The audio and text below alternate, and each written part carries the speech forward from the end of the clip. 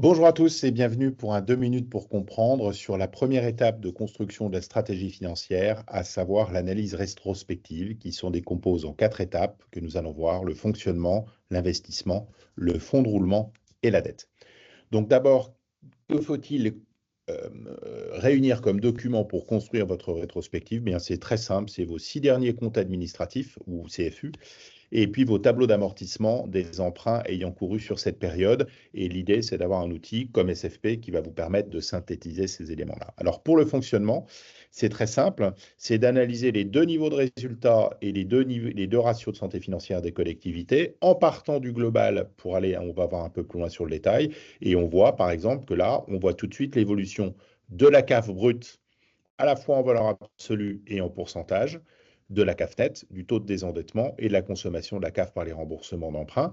On l'a sous forme de tableau et aussi sous forme de graphique pour mieux comprendre, entre guillemets, ce qu'entraînent ces différentes variations et là, positionner la CAF par rapport à un référentiel. Et puis d'aller plus dans le détail, alors en sachant qu'on peut aller jusqu'au niveau de l'article, mais de voir la proportion et l'évolution de chacun des chapitres, que ce soit en recettes ou en dépenses.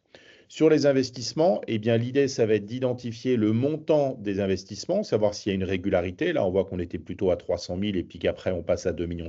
Donc, ça s'explique par un gros investissement sur une donnée. Et puis, savoir quelles ont été les ressources de financement de ces investissements entre les subventions, les emprunts et l'autofinancement. Ça nous permettra de nous projeter sur les années à venir. L'analyse ensuite du fonds de roulement. Le fonds de roulement, c'est quoi? C'est la compilation des résultats de chacune des sections et des reports de chacune des sections, ce qui va nous donner un résultat qui est un petit peu le bas de laine, entre guillemets, de la collectivité. Comme le reste, il faut apprécier ce résultat à la fois sur la dernière année, mais aussi son évolution dans le temps. On a vu que c'est une collectivité qui a beaucoup investi et notamment, bah, elle a consommé notamment son bas de laine. Ça nous permet d'avoir toutes ces informations-là. Et puis, troisième élément à ne pas oublier dans son analyse rétrospective, eh bien, c'est l'analyse de la dette. Comment évolue ma dette? Et par rapport au ratio que je peux avoir, bah, qu'est-ce que ça va me permettre de réaliser dans les années à venir? Exemple, si là, on a un taux de consommation de la CAF de 50% et qu'on a une CAF de 300 000, eh bien, en gros, jusqu'en 2033, on ne pourra pas réaliser de nouveaux emprunts. Par contre, on voit qu'après, on a des paliers dans les termes des remboursements d'emprunts qui nous permettront de remplacer des anciens emprunts par des nouveaux emprunts.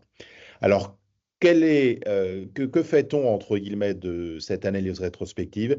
Eh bien, c'est en fonction du projet de mandat, c'est d'identifier votre référentiel de gestion. C'est très simple, un référentiel de gestion. C'est quel est mon niveau de CAF brut, quel est mon nombre d'années de désendettement que je ne souhaite pas dépasser, et quel est le ratio de consommation de la CAF par les remboursements d'emprunt que nous nous engageons à ne pas dépasser. Voilà, à bientôt pour un nouveau 2 minutes pour comprendre. Merci, au revoir.